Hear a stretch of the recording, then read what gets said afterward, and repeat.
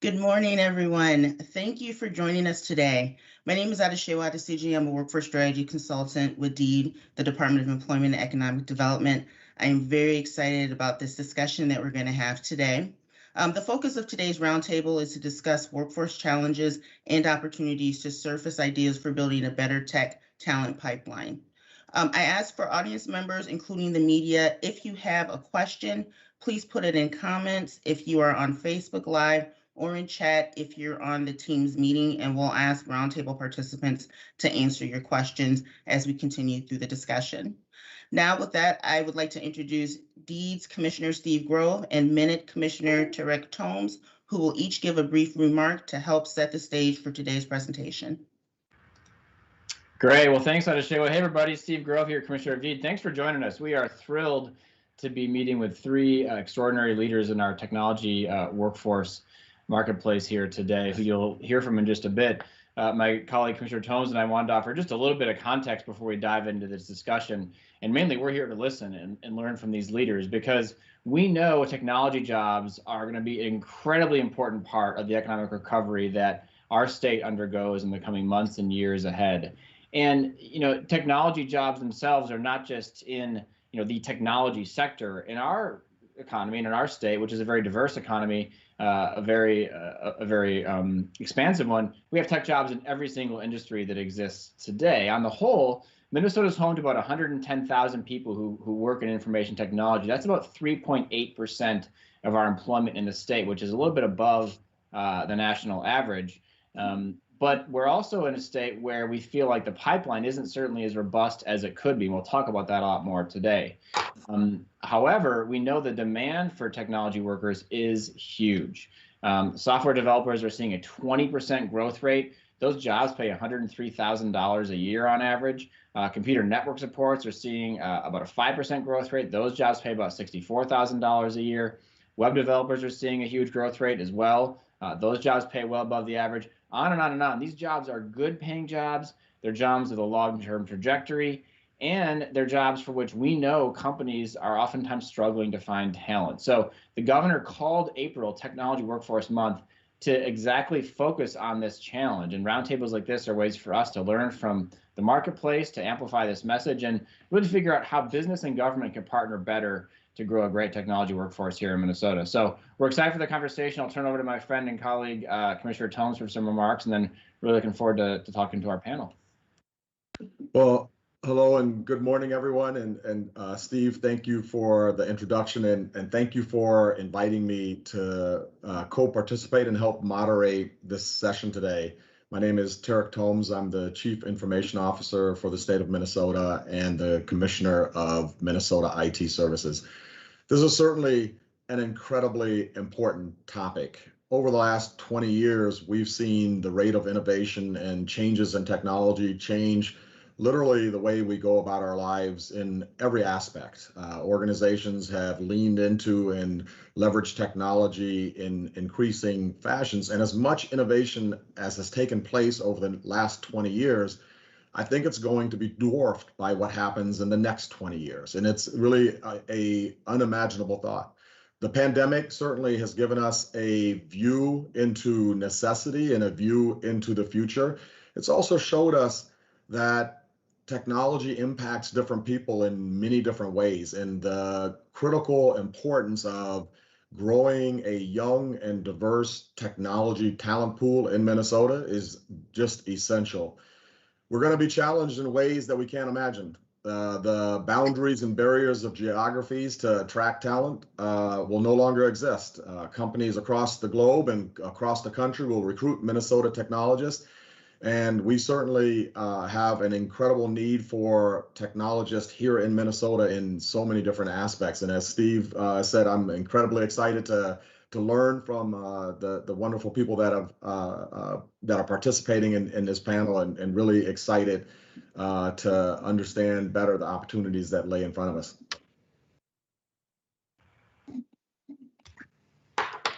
Well, thank you, Commissioners Grove and Tomes.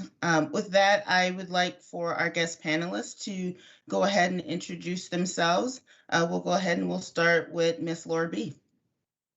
Hi, thank you for inviting me. I'm Laura Beath. I'm the Vice President of Talent Acquisition and Workforce Development at mHealth Fairview. I also serve as the Chair of the Governor's Workforce Development Board. So I'm happy to give remarks after everyone introduces each other. Thank you. And then anyone else can go ahead. Hi, my name's David Berthium. I'm the recruiting director for Minnesota IT Services. I've been with Minute for just over 3 years, and I'm excited to be part of the panel today. Thank you for having me.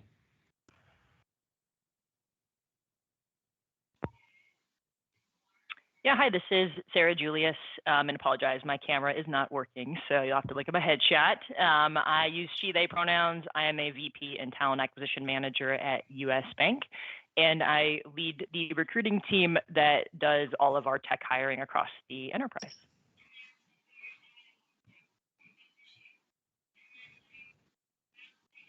Reggie, let's hear from you. Yeah. Reggie Wooten, one of the lead executive recruiters at Target. I support the data sciences organization. I've been with the company for about 3 years. So our team is very large, but again, we've got a pretty seasoned lead executive recruiter team. So happy to be here. Thank you.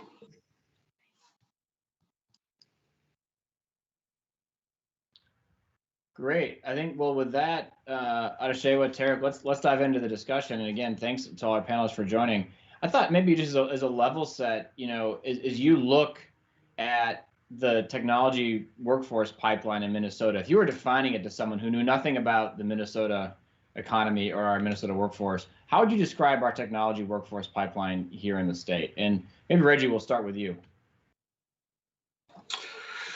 I would say, first of all, very talented pipeline, as you kind of alluded to earlier. There's a huge need in the Twin Cities for technology talent, and I think that has definitely gained the attention of a lot of national markets. Now, that said, it's not as diverse as probably companies like Target hope it could be. I mean, that's reflective of the bigger Minnesota demographic, but very talented individuals, not keeping up with the need, obviously, especially in the diversity space. But I think the appetite for technology and some of the innovative companies we have here are certainly turning heads in other markets around the country. We're seeing a lot of success actually recruiting people from Silicon Valley to work in Minnesota, believe it or not. So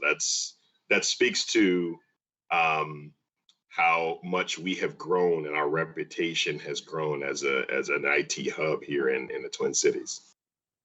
That's interesting. When you make a pitch to somebody in the Valley to come to Minnesota, what's your pitch? What works? It's usually money. We do find ourselves paying top dollar for some of the Silicon Valley talent, but and to be honest, not all of them move, but they do physically relocate here, but they do they do want to work for us. We've attracted people from the likes of Google, Facebook, Starbucks, some of the companies that are out west that are known for doing pretty innovative stuff. So, and it's because, I'll be honest, it's because, Target specifically, but Minnesota in general, again, has really stepped up significantly in terms of its reputation of having, great innovative companies within the Twin Cities. So, it's really interesting to see that grow, that reputation grow, because it's a space that we didn't think we'd be able to compete probably 10 years ago. That's really interesting. Sarah, how would you describe the technology workforce ecosystem here if you were talking about to somebody who'd never set foot in Minnesota? Yeah, we've seen similar things that Reggie's commented on at US Bank, obviously. But I think one of the things we've noticed is we used to be very Minnesota-centric in our tech recruiting, and that got us to a certain point, especially when we're talking about pretty basic skills like infrastructure positions or a typical Java developer. Where we struggled more and where we have started to, we've needed to go outside of this market is when we're talking about more of the cutting edge technologies. So when we're looking for a React engineer, or if I need a mobile engineer, that is not something that we are finding hardly at all, first of all, in Minnesota, and second of all, in certainly the quantities that we need them. So I think this is a timely discussion, because I think it begs the question of what can we be doing differently as a state to develop that infrastructure, so we are not only delivering tech talent, but we're delivering the right type of tech talent to the market. And I think that is critical for us to keep in mind. So, and we have not had Reggie's success with getting Bay Area people to move to Minnesota. So good job, Reggie, to you. Definitely not something we've succeeded with. So we've had to go where the talent is, right? So we've started to look more at Atlanta and look more at the Bay Area, which is a difficult market, as we all know, and look at other geographies, even Chicago. So I would love to see what we come out of with this roundtable, just because I think Minnesota is it has a lot of talent. I think what we sometimes struggle with is, like as I mentioned, is it the right type of talent and is it in the right quantity? I also feel like typical of anything, and we'll get into this discussion, I'm fascinated by what the boot camps might be able to offer in that space, and how that might be able to accelerate our development in that area. Can I jump in on that? So Sarah, I'm sorry guys, but Sarah, you bring a really good you raise a really good topic around boot camps, because Target has recently, I'd say in recent years, begun to embrace boot camp talent. As everyone on this call knows, that the war for talent is just going to continue to increase, right, and escalate. And so boot camp talent is an area that we have really kind of jumped in with both feet in recent years, and it has paid off in spades, particularly in the space of diversity. We've become sponsors of a couple of organizations that offer boot camps specifically designed to get more underrepresented groups into technology fields. And they're getting trained really, really well. So, Sarah, if that's ever something you want to talk about offline, I can refer you to a couple of organizations that we've recently partnered with, but it has paid off in a big way for us. And I would love to, Reggie. Yeah. I can jump in on our perspective as well. mHealth Fairview is one of the largest employers in the state, and we hold 800 IT positions. And those are just the pure IT positions. Between being a healthcare employer that has critical needs and IT needs, we've really focused and partnered on those entry-level positions, and really has met our DE&I goals. I am so thankful. I just want to say the dual training to lift up our employees, the IT ready, the tech hire, Genesis, all those programs are working. We put people into Step Up as well. We have a program with Augsburg University. Those are working to fill that entry level, and with people that mirror our patient population. We need to move them up though, and continue to have them go back to school and get additional skills. We have a very complex organization. So if you can think of needing all the remote workers, and I just want to do a shout out and thank you this last year. We couldn't have done it without all of our IT staff to do what we needed to do during the pandemic.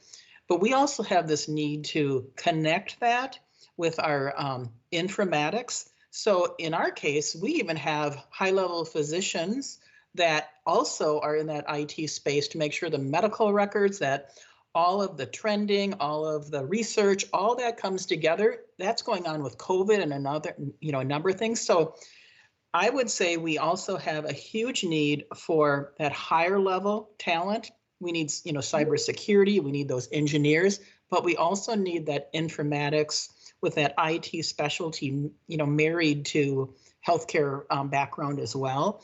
And so I see that we can move people up, but we also have a shortage in that other area. And of course, we're looking across the country as well, because some of these positions can be remote. Some of them, we're looking at, when they would move here if they're from out of state. But we look at a couple of things. One is the IT skills, and also, of course, the DEI, but if they've had some experience in academic medical centers as well. I mean, because we're like operating at mixing all these things together, and we have just an incredible IT leader with Samir Badlani, and his background as an MD and an IT specialist with trying to work in this space. We're also in our marketing area, just the combination of, you think of marketing communication jobs with IT skills as well. That's like transforming, all of our internet presence. So, it's probably even larger than what I'm saying because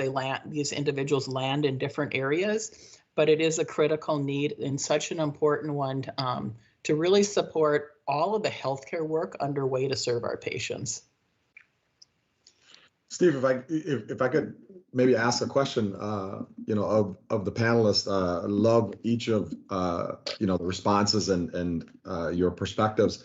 So within the state workforce, similar to each of you, we have 2,500 technologists that have done an amazing job during the pandemic and frequently have been pulled into kind of non-traditional roles out of necessity. And we've seen them excel, given an opportunity where kind of the barriers of you have to have N years of experience and you have to have, N background on a resume as an entry point.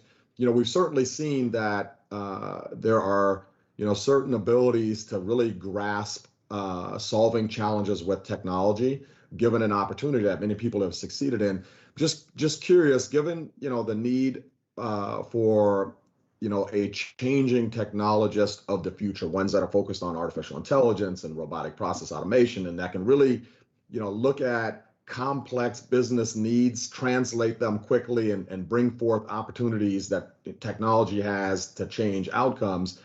Are you seeing certain career fields that technologists can be recruited from, that make for, a great future technologist if you were just making something up, an accountant or a teacher or, technology careers have so many incredible benefits. I'm just curious, what career fields you see are really successful as transitioning into technology, where the ability to kind of tool up on the specifics of the technology is done really rapidly.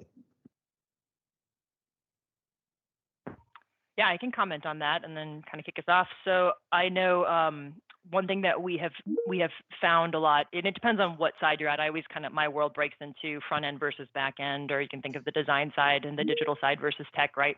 So when I think of the digital side, that tends to be the more creative side. And that actually, personal opinion, that's an easier side to get into as a starting point, because that tends to be more like, that's where you can get graphic designers coming into that space, or marketing professionals, or other creative, you can think of it as more like a liberal arts person who has that creative mindset, but they're technical enough, they can get the job done. So that's been a really successful avenue for us on the digital side.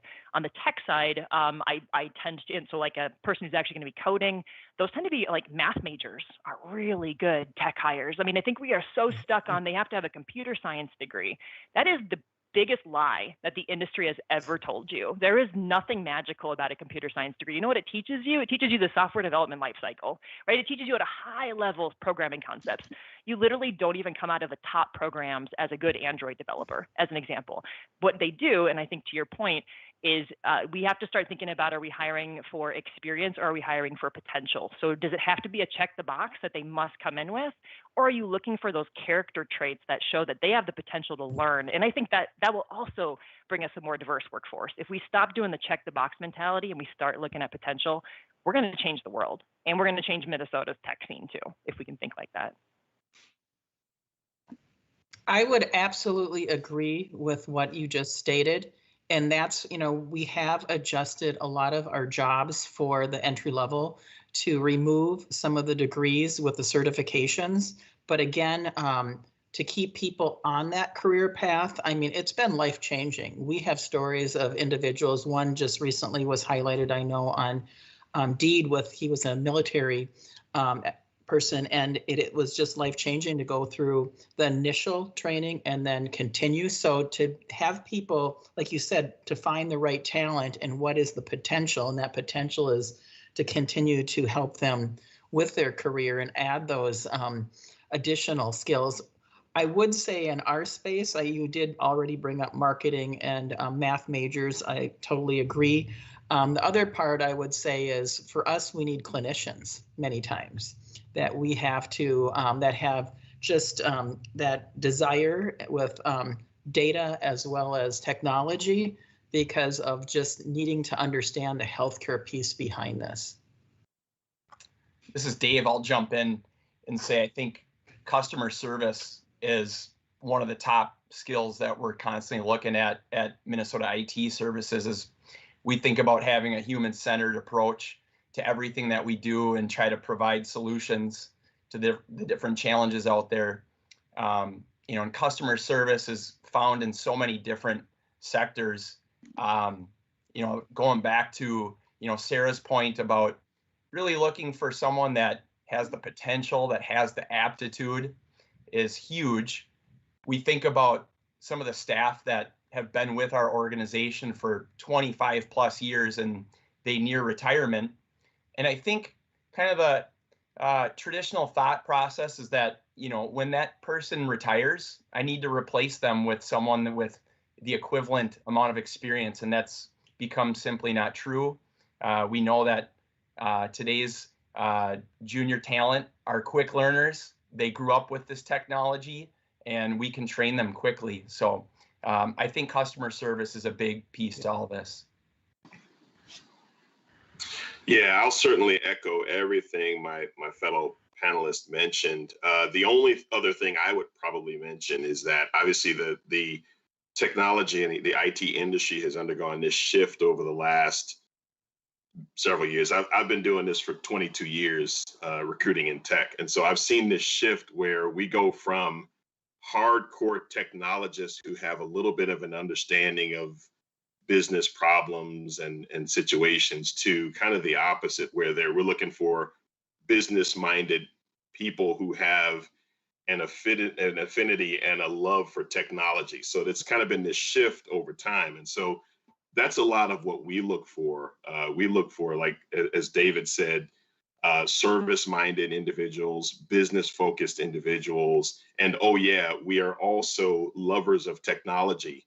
And so we find that those type of individuals that come from, different, backgrounds, and some of them are transitioning into tech careers, they're more trainable and have kind of the learning agility to learn some of the technology, as long as they've got the right attitude, maybe have some mathematics or whatever, something that we feel is transferable, and that's a pretty broad field that we look at. We find that those are the individuals who tend to succeed in this because they're hungry to learn more, and part of their job satisfaction is just kind of getting their hands on some of the tools that they hear about. And I can give an example of that in the last year. Even previously, even on our human resources team, we moved several people into IT. They were the go-to people, the experts of our applicant tracking systems, our HR systems. And then they're around other technology people, so they get those extra skills, but having that subject matter expertise and then learning more of the technology, they already were the go-to, but now they get that extra support and training. So we see that as well as being key. Actually, if I could just ask a follow-up question, somewhat connected. So one of the things, that is really important for organizations, and certainly is incredibly important for us, when we're recruiting, and it's obviously for us challenging. We're recruiting against you, and it's fearsome competition within the Twin Cities, and I think ultimately at the end it comes down to meaningful opportunities.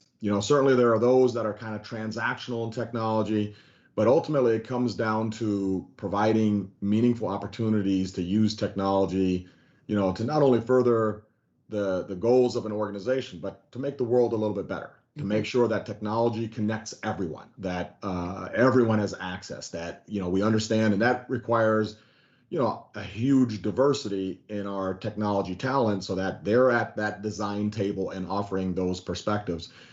And, I think about that pitch to attracting our workforce. Is that the same pitch? How important is that to attracting people, to building the technology pipeline in Minnesota, to also, really have this core fundamental of technology, is a change agent for improving, the lives of people.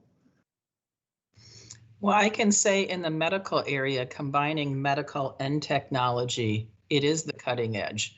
They have, part of our differentiator is they would be part of that team that would be doing the research. Even with COVID-19, they're the ones predicting the models, with our team to, so thinking about how to use those skills and seeing how it makes a difference. And if their passion at all is, like you said, human services based, that is a good opportunity for healthcare to recruit IT individuals as well. And we just need major automation in many, many areas. So, with not having enough people in the workforce, we've got to automate more and more. So I think those are a couple of things that really help. And telling the stories.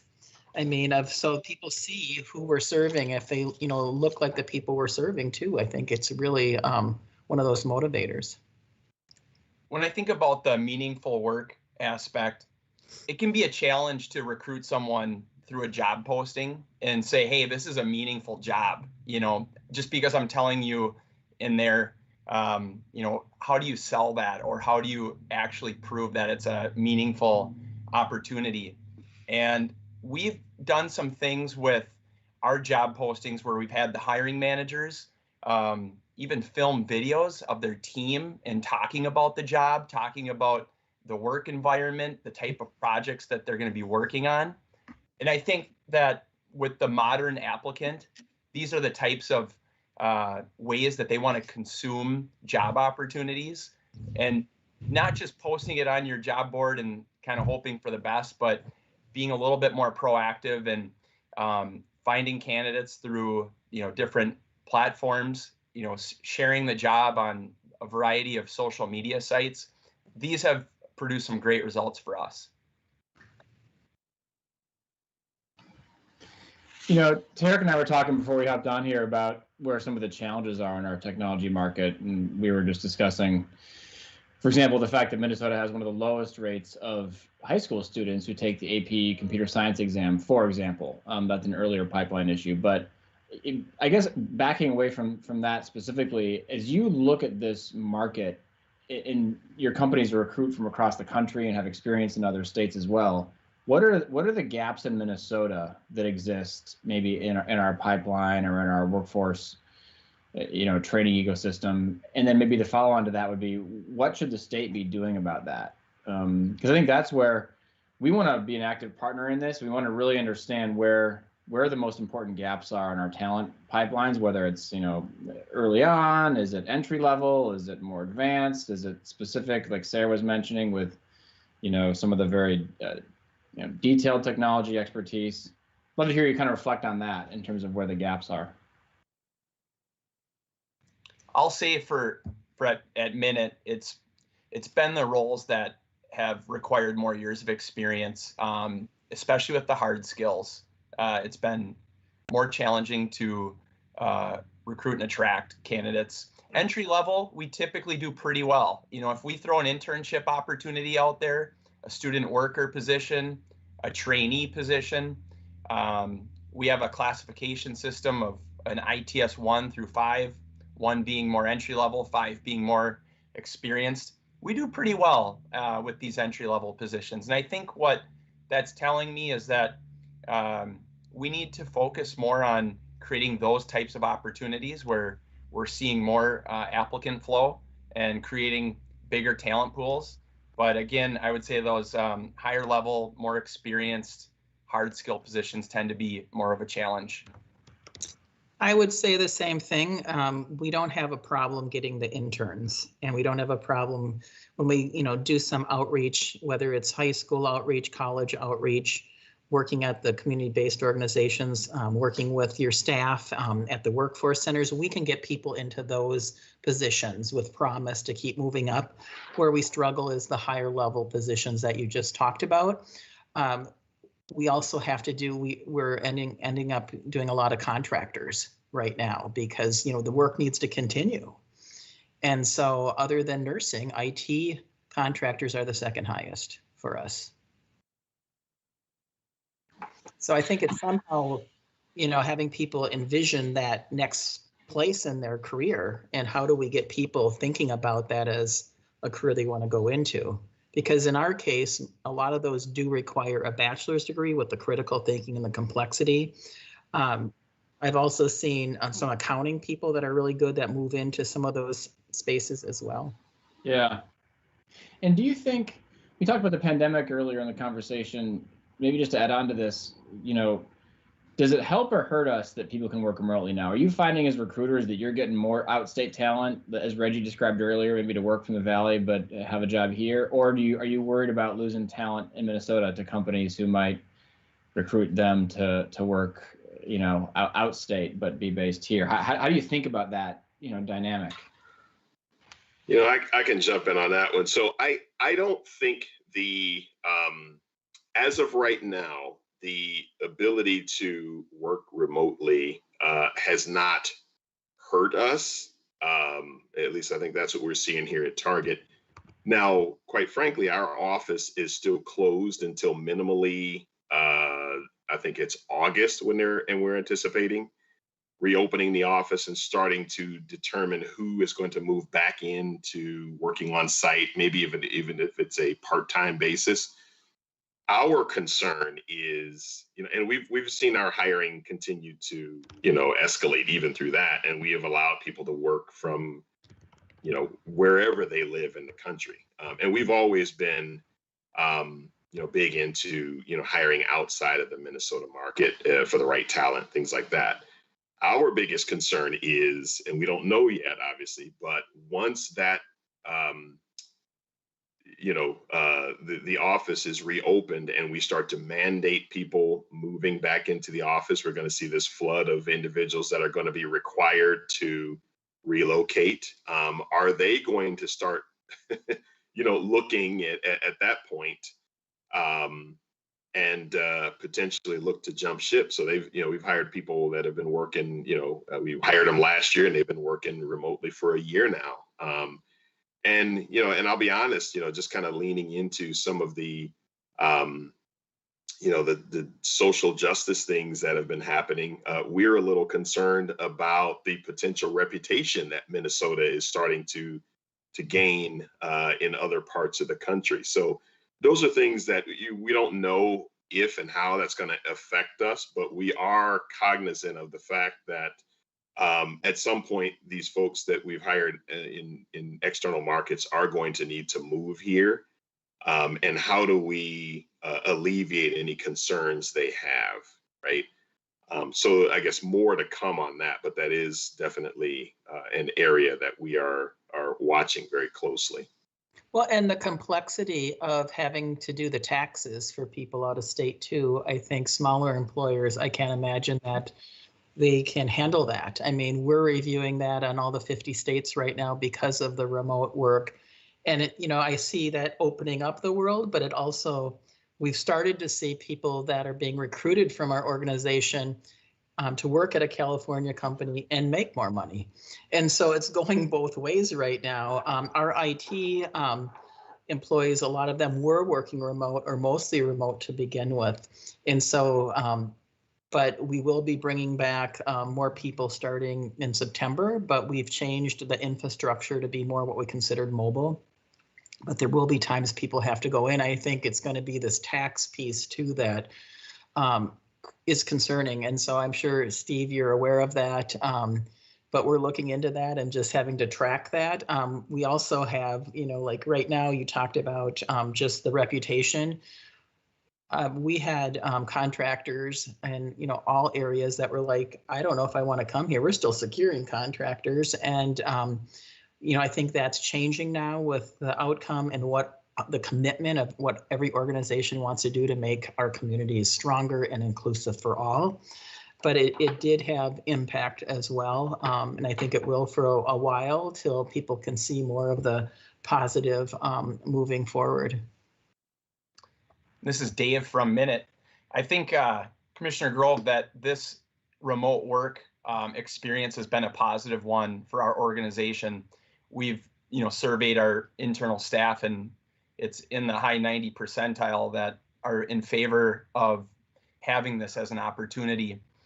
When I'm recruiting, particularly in the Twin City market, I get a lot of individuals that are highly talented that live in the western suburbs, and the idea of commuting to St. Paul isn't always that attractive.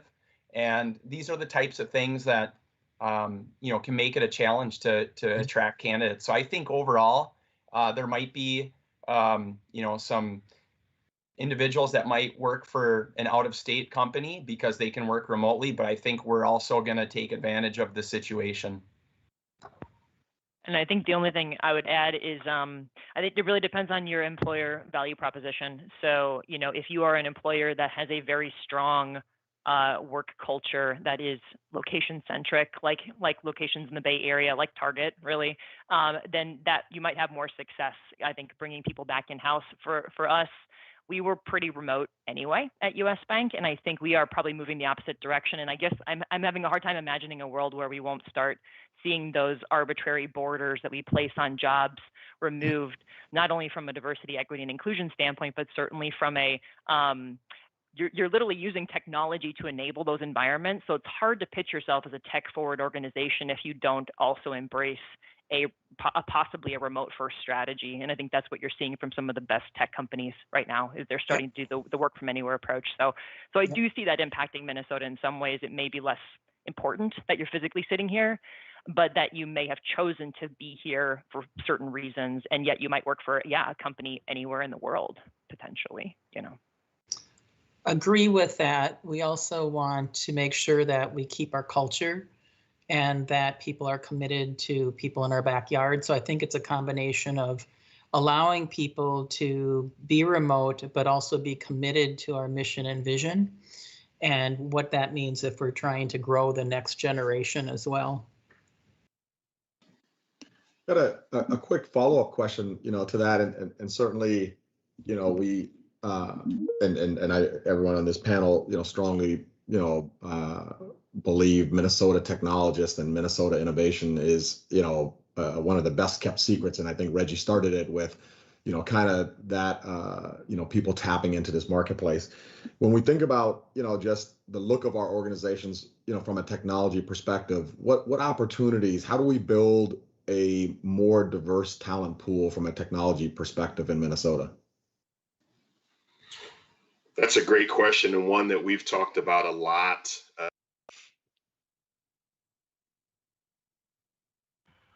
Good stewards of the tech community, not just for the benefit of Target, right? And so we host a lot of things that are very tech centric, regardless of the company you work for.